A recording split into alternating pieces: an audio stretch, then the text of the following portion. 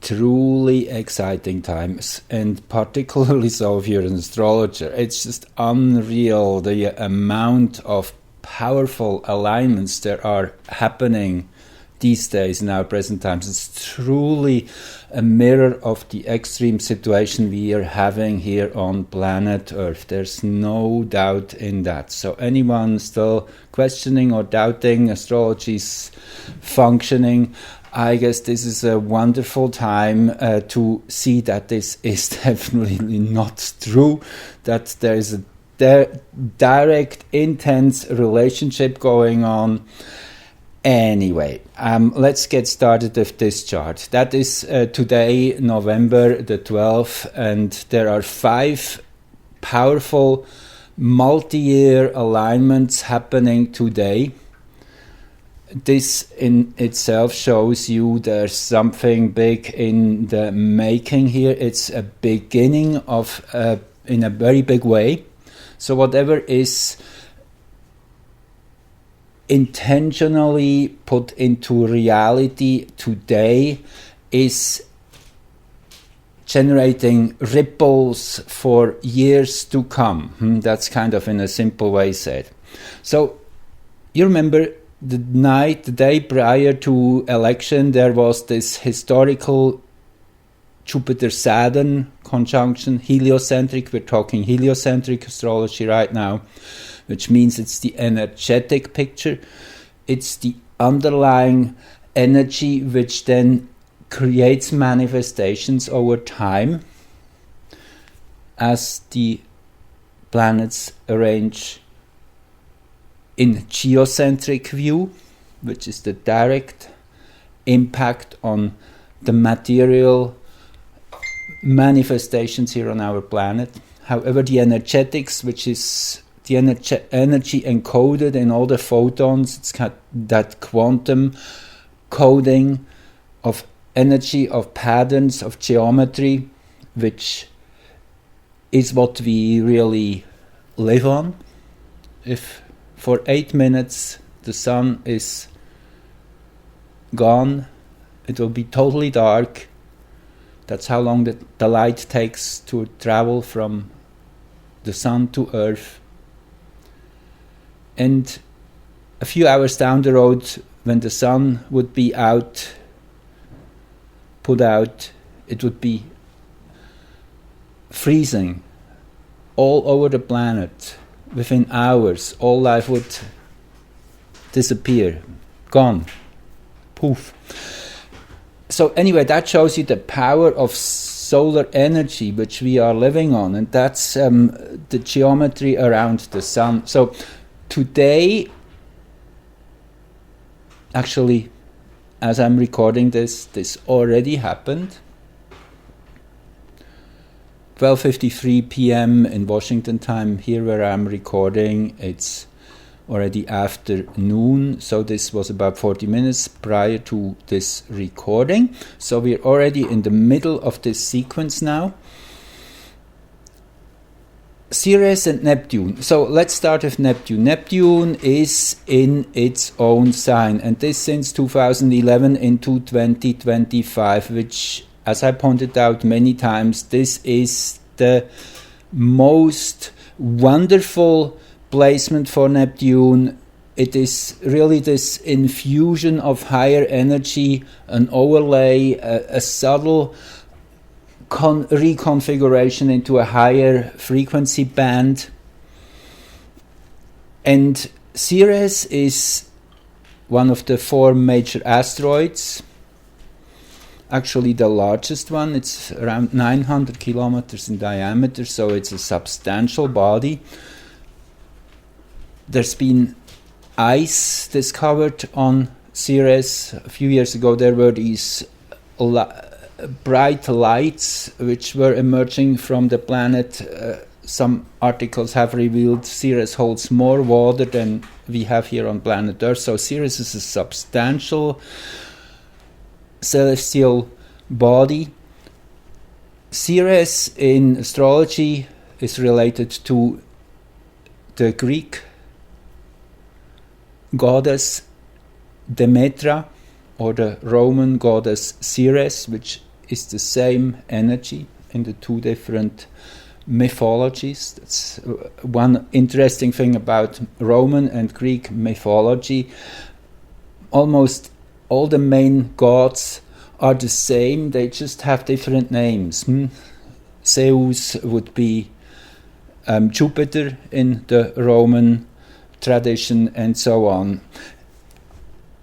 So Ceres, Demetra, all about nourishment and keeping all life supported. It's the motherly love, the unconditional love, a very female caring energy, and it's in all its emotional states, I should say, because we know the story when Demetra's daughter Persephone was abducted by Pluto, taken into the underworld, and winter came. She was receding, she was not wanting to continue giving, she was grieving. So that's kind of the polarity Ceres holds from one extreme to the other. Now this conjunction with Neptune is highly interesting. It really seeds our consciousness in a new way. It gives us a new perspective of nourishment, and particularly spiritual, higher dimensional energies are here spoken of very clearly. Now it is interesting, it's in the last section of the 20th degree, which is still in the dwad of Libra, from 1730 to 20 degrees. Pisces is the Libra dwad. So it's all about balance and harmony and bringing things into a nice cocktail, presenting it in a way that everybody is happy. And it will be interesting in a few days. Neptune heliocentrically will enter the Scorpionic dwad. This will be something to watch for. That's probably happening in about 2-3 days. More on that later. So for now, this is kind of the initial energetic shift we have just experienced. And now 2 hours later, you see this is 12:53 p.m. and 2 hours later, or not even 2:21, an hour and 40 minutes, we have Pallas aligning with Jupiter exactly. So it is Pallas here aligning with Jupiter after 2 p.m. and then after 4 p.m. Pallas is moved on and will be exactly conjunct Pluto. See, I mean, they 2250, 2250, 2251. So within a couple hours, that's how close they are together here. They're all in that one same spot at 2251. So first, Pallas meets Jupiter, then Pallas meets Pluto, and then again, a little bit later, an hour or so, Jupiter aligns with Pluto. Now consider Pallas is the fastest, Jupiter is the number 2 in speed, and naturally Pluto is the slowest. So it is kind of a triple conjunction, very rare indeed. I mentioned that already on my Facebook page. Interesting that this is the exact spot where President Trump's vertex is. Here I want to show you quickly 2251. That is Donald Trump's birth chart, and his time of birth is very strong. His chart works perfectly in terms of progressions and transits and such. So his chart is a great predictive tool. I've spoken of that earlier. So okay, now next I just want to quickly throw in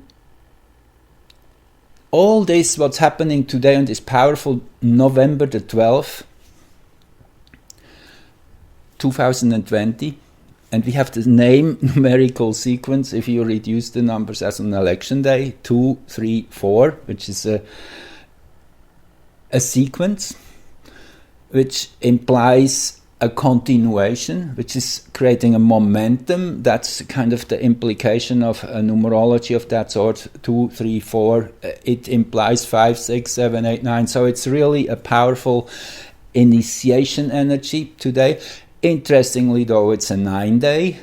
If you add up the 2, the 3, and the 4, you get to a 9. So also at the same time, the same thing I said on election day, or on that video which I made on that, it's an ending, and at the same time gives off an energy which initiates something which is truly starting tomorrow with naturally Mars station.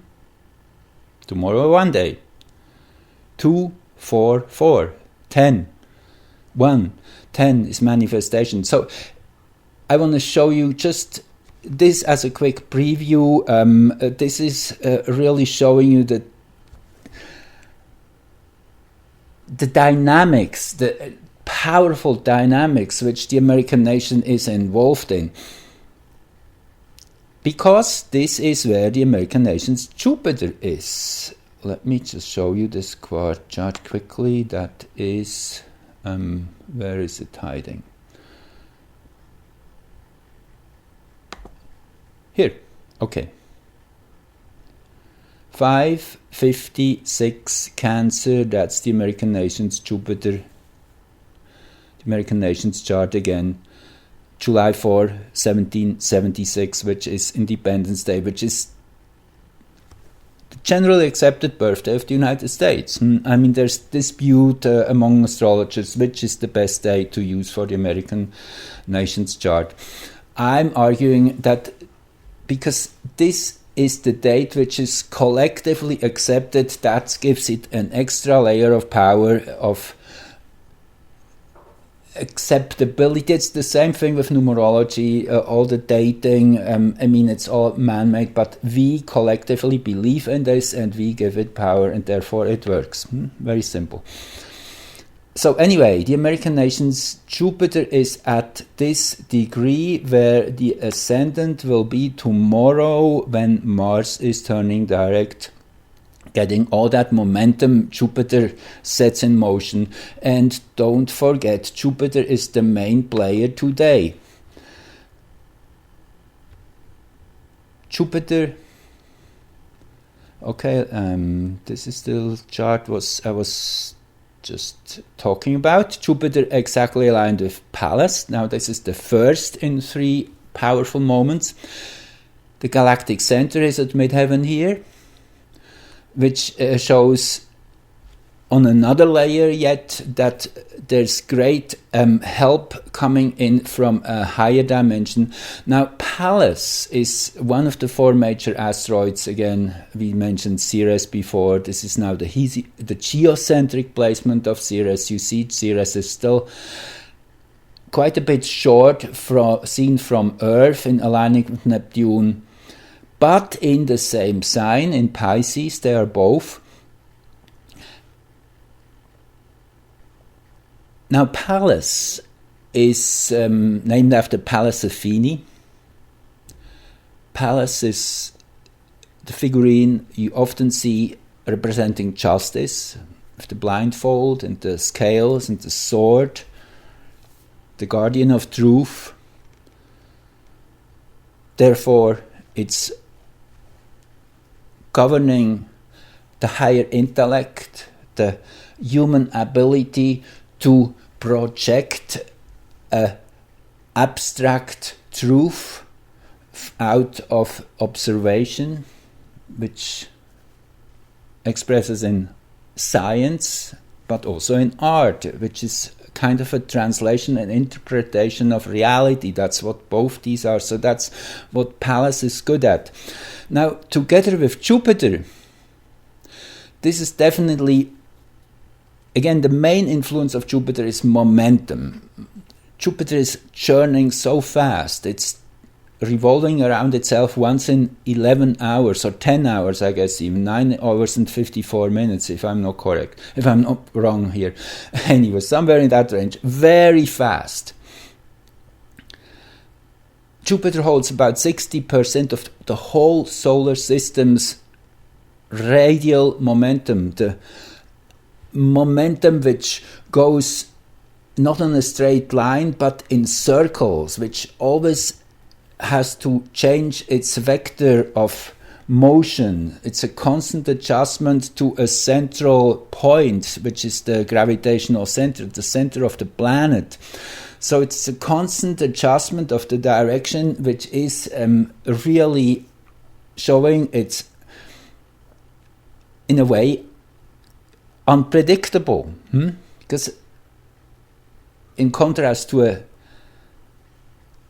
straight vector, a directional momentum, in that sense, a linear momentum, which always goes in the same way, that's the trajectory, it's easy to see where it goes. The radial momentum is, in fact, it's an eddy, if you would translate that. It's a whirlpool, which expulses energy, throws it out into the universe. So Pallas is highly empowered. This is what this Jupiter-Pallas conjunction means. If we now go to the next one, which is then when Pallas aligns with Pluto. Okay, Pluto, that's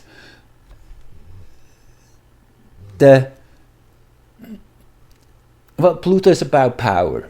Simple. I guess that's the most simple way to put it. Pluto is but also about transformation, and it's about, you see, Pluto is said to rule Scorpio, which this present month means it's the monthly ruler. It is the sun's dispositor, as we say in astrology.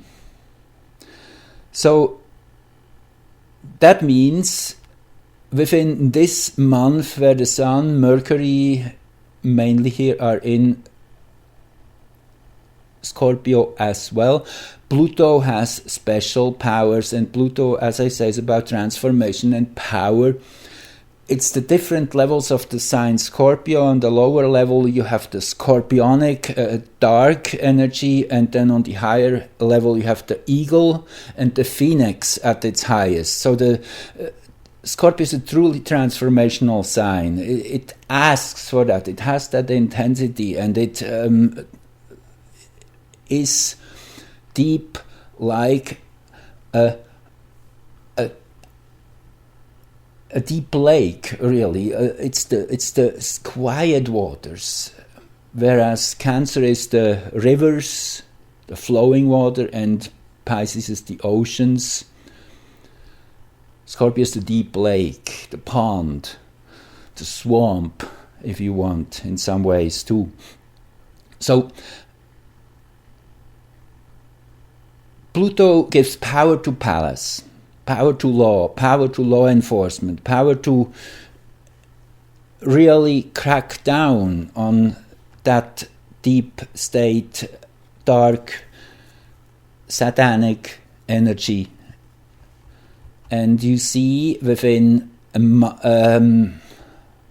probably a month or two, I don't know exactly now, I should look that up, will Pallas be lining up with Saturn. There's only 4 degrees missing here, so that's probably within 2-3 weeks. Could be close to the solar eclipse in December. Let's just quickly look at that. Well, no, it will take too long. Let's just continue. We can look at this later. So anyway, now, then this was 3:42 p.m. And then when we go to the third and final contact of these 3 planets, when now Jupiter will overtake Pluto. This is a once in 14 years or so, 13 years moment. Heliocentrically, the reboot of the Jupiter-Pluto cycle. Jupiter-Pluto were main players all through 2020. Some astrologers related that Jupiter-Pluto energy to the Pandemic, I call it, absolutely. Hope they don't take me down for that word. Anyway, Jupiter is generating fast growth. I guess that's really the key sentence here. Now, you wouldn't really see 2020 as having been a year of fast growth. Yes and no. I mean, yes, on one side they say it's that whatever viral thing which has multiplied uncontrollably. I guess it's another way of saying it. Never forget it's hexagram 61 where all this happens. Where the Saturn-Pluto conjunction was in January to start the year with. Hexagram 61, inner truth, finding the seed of truth within everything, going within, going to that, focusing in on what really is behind reality, everything, all perceptions. That's kind of the focal point here. Jupiter-Pluto being in this area, yes, it was a year which will be remembered, and it will be remembered for this transformation, this accelerated transformation. I guess it's another way of translating these symbols. And I want to remind everyone, astrology works with symbols. And every symbol has many, many levels of interpretation, of expression. So Pluto on its lowest level would be, yes, total control, dictatorship, and all of that, and kind of that Matrix movie reality. On a higher level, Pluto is definitely the ability to understand the dynamics within duality. It's that Pluto is a double planet, really. Its moon is about half its own size. And you have to imagine they are spiraling through space once every 7 days. They're rotating around each other and they're locked into each other. So if you stand on Pluto, you will see Charon, its moon, always in the same spot. And because it's pretty dark out there, you will see the stars moving behind that moon or behind Pluto, depending on which you are. Anyway, it's that, it's like a very dynamic system, Pluto. Intense. So now the final point I want to make here is, you see that's 4:39, roughly 38 p.m. And less than 2 hours, 2 hours later, yes, a bit more than 2 hours, is this other heliocentric alignment. So before all that Jupiter-Pluto Pallas energy is zooming in on a reboot. Before that, we have the heliocentric Neptune-Ceres, and now as a finalization, putting that whole intention into energy and to pure manifestation, to give it a kick in the butt, we have that Mars-Uranus conjunction heliocentrically. And again, yes, that's the heliocentric chart of that moment, which shows you Mars and Uranus here. Now, Mars and Uranus are both fire planets, and this is setting something in motion. It definitely can mean dark stuff like riots and chaos on some level, which certainly will be happening too.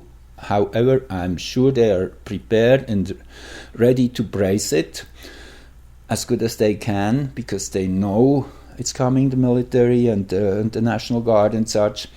They're all standby in position. We can trust that.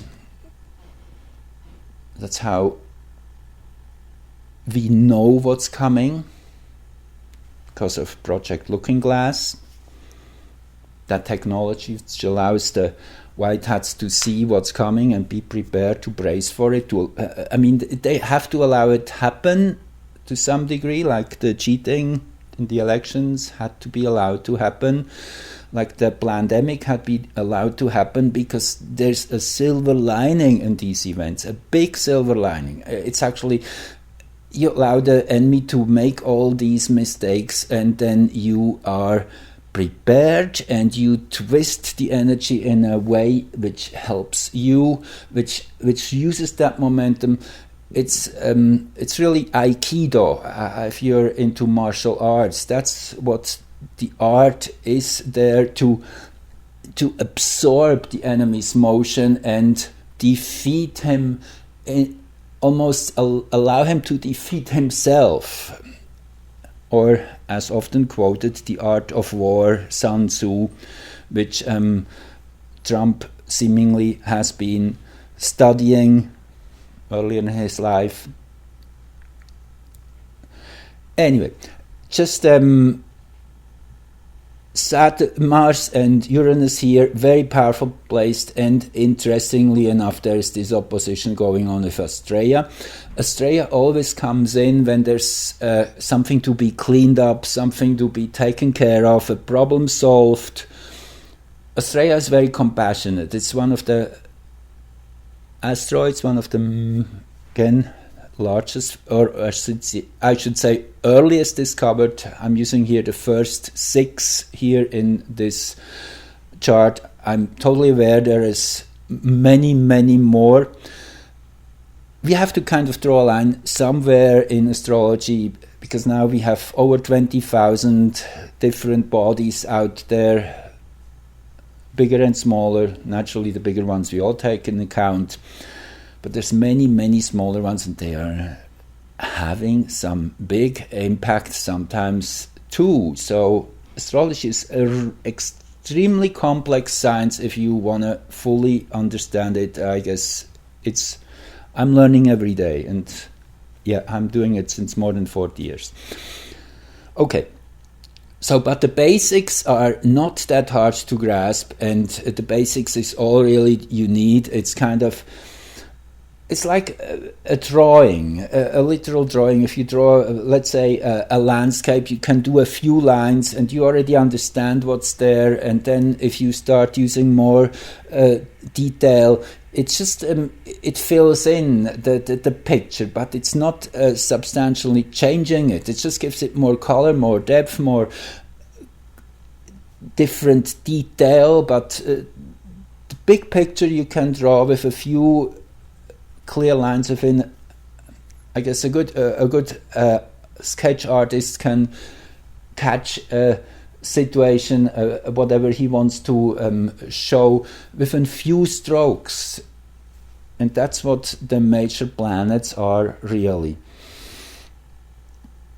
So I just want to finish here with a few more charts. That's now that heliocentric chart of Mars and Uranus conjunction, the finalizing moment of today.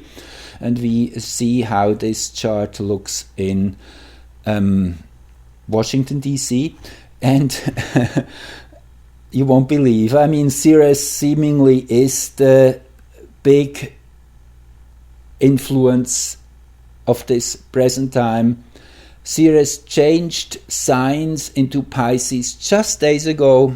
It was actually on the 9th. I'm pretty sure that's when it was, when there was a perfect Mars-Venus opposition. Mars still going direct, Venus forward. Okay, so it's basically this Ceres in Pisces transit, the next few weeks,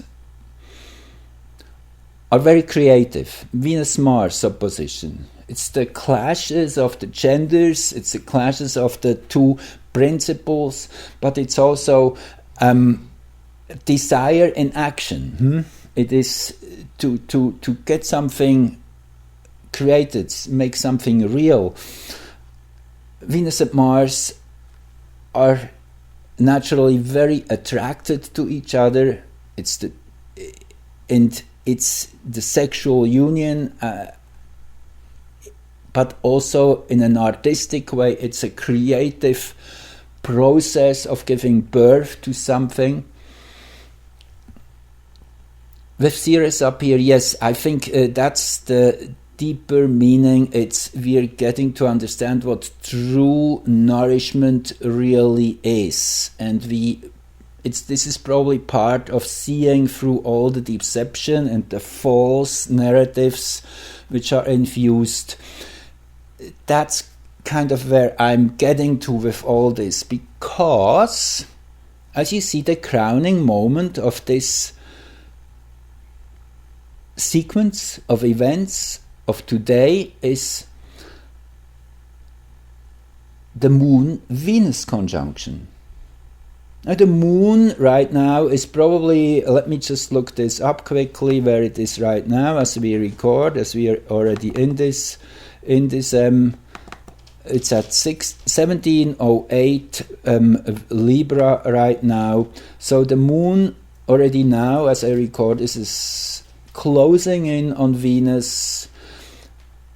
What it really is, whatever will be revealed or set in motion today, or what people become aware of, and this can mean in many ways. It's not just the political bigger picture of the debate of who won or whatever.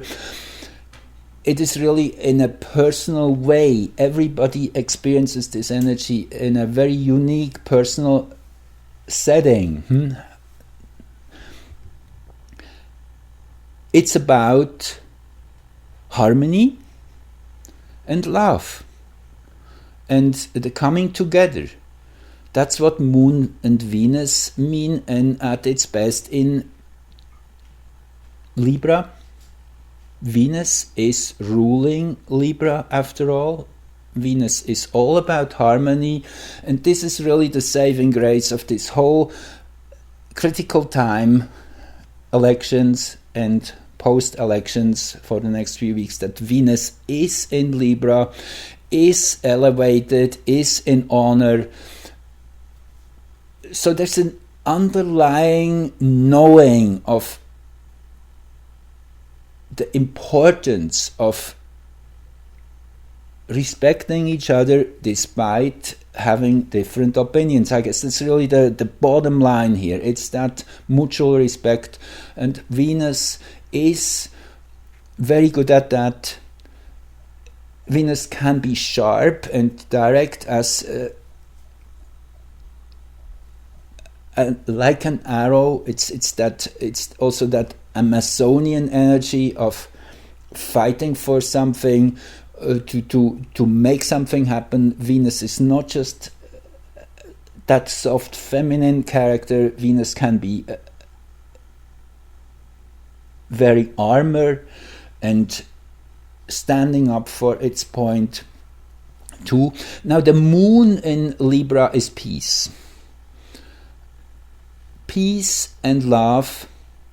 How much better could it be during a Mars-Uranus conjunction heliocentrically?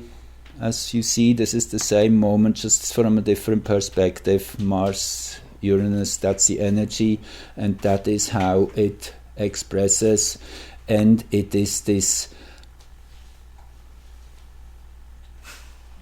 Pallas energy. Pallas, the asteroid is always the one which brings it really down. It's kind of, the asteroid belt is between Mars and Jupiter. It links that realm of inner planets with outer planets, of personal planets. Mars, Venus, Mercury, the Moon, the Sun are called personal planets. They are very much representing who we are individually, and then all the other planets, Jupiter, Saturn, Uranus, and so on, they are collective planets. They're generational planets. Everybody shares, for example, you're born in 1 year, everybody most likely has the same Saturn position. So the asteroids are in between, and they're linking the personal sphere with the collective sphere. So they're kind of the ones which are taking on the roles of transferring that personal energy into the collective, and therefore they're so important. Pallas, again, is that human power of mind, of being able to see facts and sort them, put them in order, but also to hold up justice and truth and seek for the highest understanding of reality. So this is a complex picture which I'm giving you here, but life is complex, particularly now. And if we quickly want to look at the midpoints here, and just want to point out the most important snippet here. Let me just see which is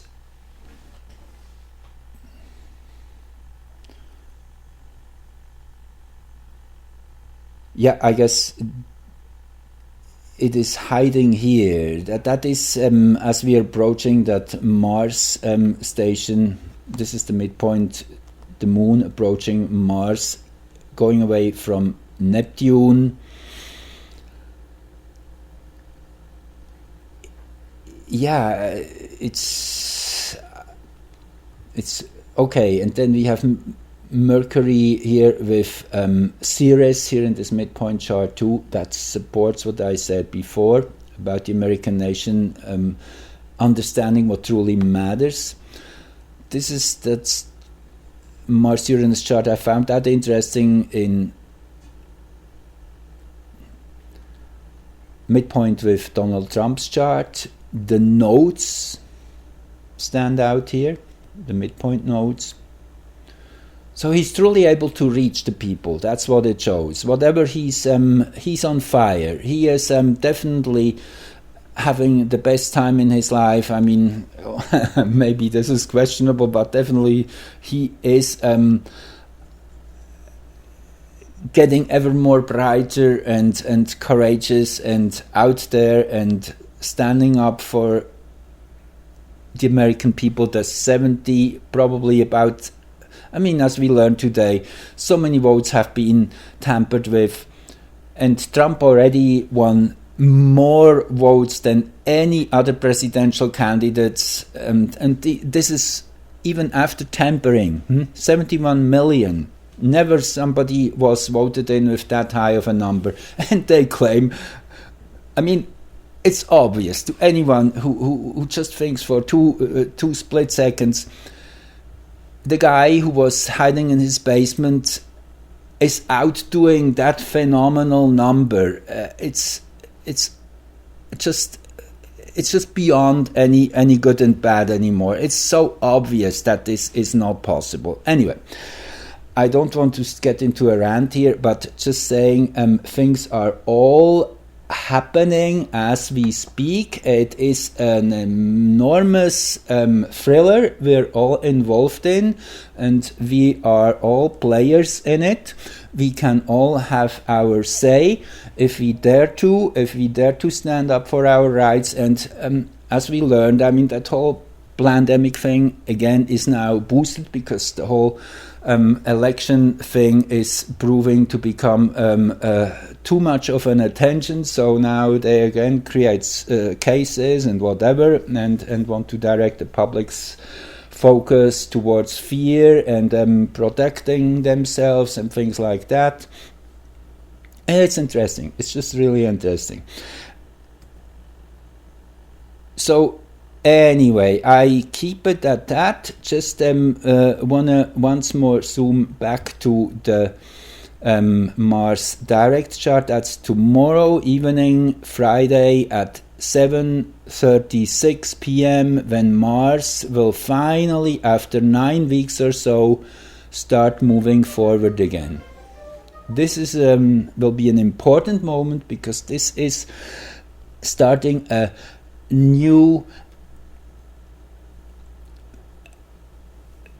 putting things really in action. It's the male energy Mars represents, of action, of doing things, of getting things done. So it for all these many weeks, kind of that male energy was under reconstruction, if you will, renovation.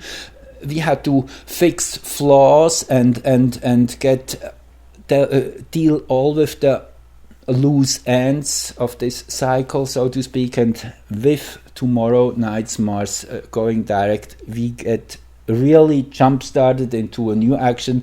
Everything which happens before now, today and in the past, has been a preparation for that moment. So this will be really a key. And then the week of the 15th following, then we really see things getting done.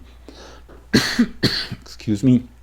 Just want to point out one last thing, that Moon Mercury conjunction of that moment when Mars is turning direct. That is interesting in Scorpio. Well, I could go on forever. I will keep it at that. And thank you again for joining and listening. And yeah, just enjoy the ride. And love you all. Bye-bye.